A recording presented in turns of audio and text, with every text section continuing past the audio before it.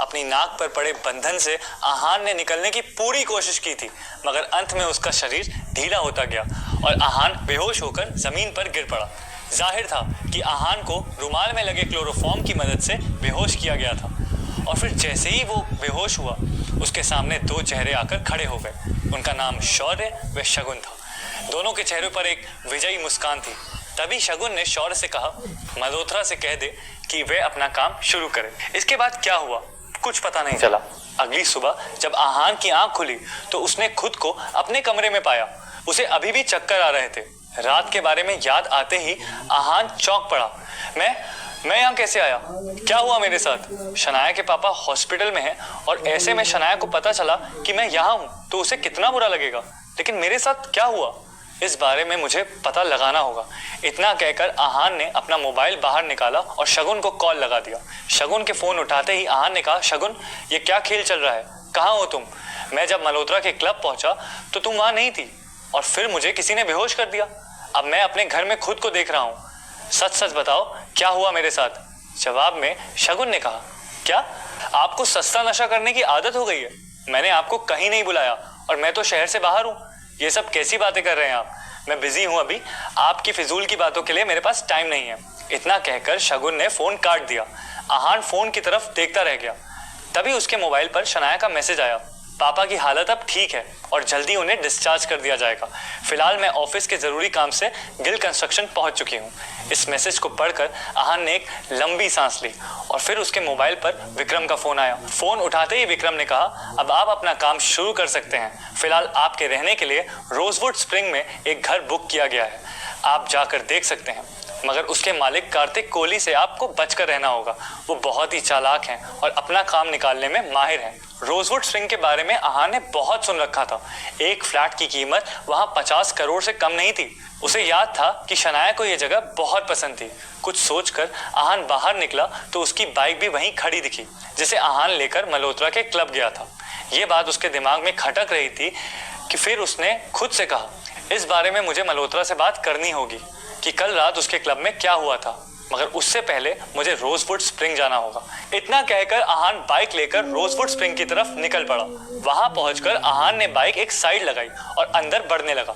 तभी सामने खड़े दो गार्ड ने उसका रास्ता रोकते हुए पूछा, कौन हो तुम और इस तरह अंदर क्यों जा रहे हो? जवाब में आहान ने कहा, मुझे यहाँ घर खरीदना है, बस उसे ही देखने आया हूँ। आहान की पुरानी बाइक और उसके कपड़े देखकर वो गार्ड हंसने लगे और फिर उनमें से एक ने कहा, अरे भैया, आजकल तो कोई भी इधर मुंह उठाकर चला आता है। इधर तो तुम्हारी देखने की भी औकात नहीं लगती और बातें बड़ी बड़ी कर रहे हो। चलो निकलो यहाँ से। इस पर आहान ने कहा, किसी के कपड़ों से उसे जज करना गलत है। क्या यहाँ आए गेस्ट से आप लोग इसी तरह बात करते हैं? और फिर इस तरह से उनके बीच बातचीत काफी बढ़ गई। कुछ ही देर में आहान से बदतमीजी करते हुए वो गार्ड आगे बढ़े और उसकी बाइक से तोड़फोड़ शुरू कर दी। तभी आहान आगे बढ़ा और उस गार्ड का हाथ पकड़ लिया। आहान उस पर थप्पड़ मारने ही वाला था कि तभी पीछे से एक आवाज आई, सर सर प्लीज इन्हें माफ कर दीजिए, इनकी तरफ से मैं आपसे माफी मांगता हूँ। आहान ने पलट कर उस तरफ देखा तो रोजवुड स्प्रिंग का मालिक कार्तिक कोहली खड़ा हुआ था। कार्तिक कोहली उन गार्ड्स के नजदीक आकर बोला, शायद तुम लोग गेस्ट से बात करने की तमीज भी भूल चुके हो। पता भी है कि तुम्हारे सामने कौन खड़ा है? इस पर आहान कार्तिक से बोला, इन्हें मेरे बारे में बताने की जरूरत नहीं है मिस्टर कोहली, मगर इन्हें इतना जरूर पता होना चाहिए कि अगर कोई गरीब भी यहाँ आए तो उससे सलीके से पेश आए। कार्तिक कोहली शर्मिंदा होते हुए बोला, जी जरूर, वैसे मुझे पता था कि आप यहाँ आने वाले हैं, बस इन्हें बताना भूल गया था। मैंने आपके लिए लंच का इंतजाम किया है, चलिए थोड़ा मौका हमें भी दीजिए। इतना कहकर कार्तिक कोहली आहान को अंदर ले गया। एक बड़े से टेबल पर नौकरों ने लंच सर्व किया। कार्तिक कोहली ने बड़ा इंतजाम कर रखा था, शायद ये सोचकर कि आहान रायजादा से उससे अच्छा फायदा हो सकता है। लंच करते हुए ही आहान ने कहा, आपका रोजवुड स्प्रिंग काफी पॉपुलर हो रहा है, लेकिन मुझे लगता है कि इस पहाड़ी इलाके पर अगर इसका एक्सपेंशन हो पाए तो ये जगह पूरे देश में फेमस हो जाएगी। बड़े बड़े लोग यहाँ खरीदारी करना पसंद करेंगे। कार्तिक जैसे इसी मौके का इंतजार कर रहा था, उसने झट से कहा, आप सही कह रहे हैं मिस्टर रायजादा, मगर इसके लिए ढेर सारे पैसों की जरूरत होगी जो फिलहाल मेरे पास तो नहीं है। जवाब में आहान लंच करते हुए बोला, आप चाहें तो मैं आपके प्रोजेक्ट में इन्वेस्ट कर सकता हूँ। इस पर कार्तिक कोहली खुशी से बोला, ये तो मेरे लिए बड़े नसीब की बात होगी, मुझे आपका फैसला मंजूर है। और फिर इस तरह यहाँ से ये डील फाइनल हो गई। कार्तिक कोहली बहुत ही खुश था। वो आहान को छोड़ने खुद बाहर तक आया और बोला, उम्मीद है हम जल्दी ही फिर मिलेंगे। मेरे गार्ड्स ने आपकी बाइक खराब कर दी, मुझे इसकी भरपाई करने का मौका दीजिए, प्लीज आप इनकार मत करना। कार्तिक कोहली हाथ जोड़ते हुए बोला। तभी कार्तिक ने अपने किसी आदमी को इशारा किया और उसने कार्तिक की स्पोर्ट्स कार वहां लाकर खड़ी कर दी। गार्ड्स आहान को देखकर हैरान थे। उन्हें यकीन ही नहीं हो रहा था कि उनका मालिक किसी के सामने हाथ जोड़ सकता है। फिर आहान उस गाड़ी में बैठा और ड्राइव करके निकल गया। बाहर गौरव और शगुन अपनी कार में बैठे हुए थे।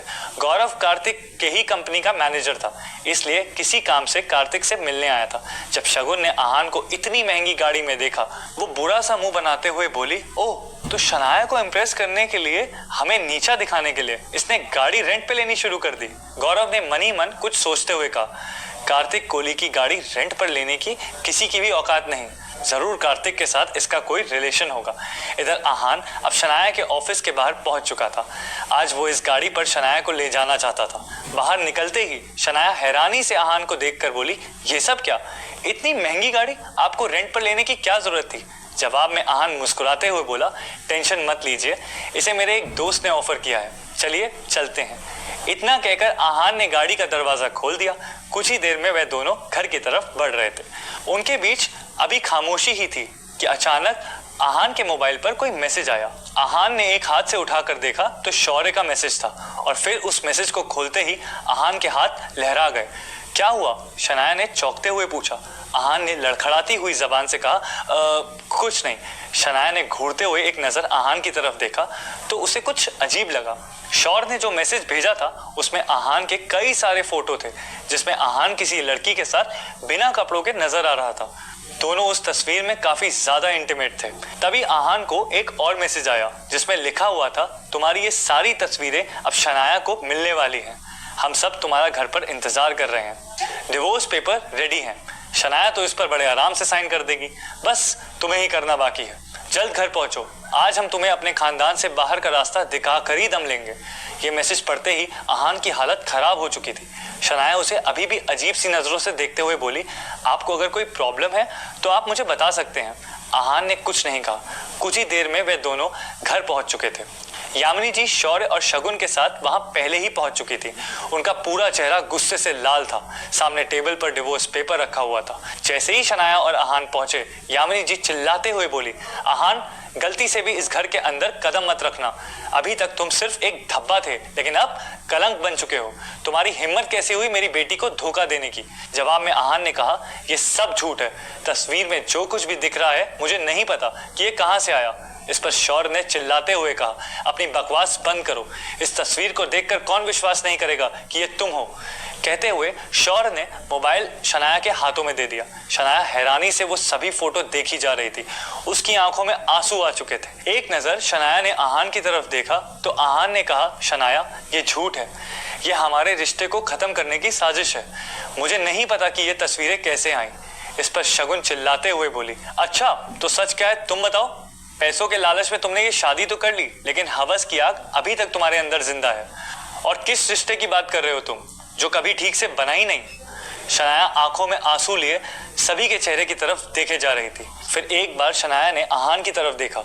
उसकी आंखों में आंसू देखकर आहान का दिल बैठा जा रहा था। तभी यामिनी जी ने शनाया के हाथ में पेन पकड़ाते हुए कहा, सामने डिवोर्स पेपर है शनाया, चुपचाप अब इस पर साइन कर दो। मैं तुम्हें इस इंसान के साथ अब नहीं रहने दूंगी। हाथों में पेन लेकर शनाया भारी कदमों से उस टेबल की तरफ बढ़ी चली जा रही थी जहां पर डिवोर्स पेपर रखा हुआ था। ये देखकर आहान का दिल जोरों से धड़कने लगा। क्या शनाया आहान को तलाक दे देगी या फिर आएगा कहानी में नया मोड़? जानने के लिए बने रहिए इस कहानी के साथ।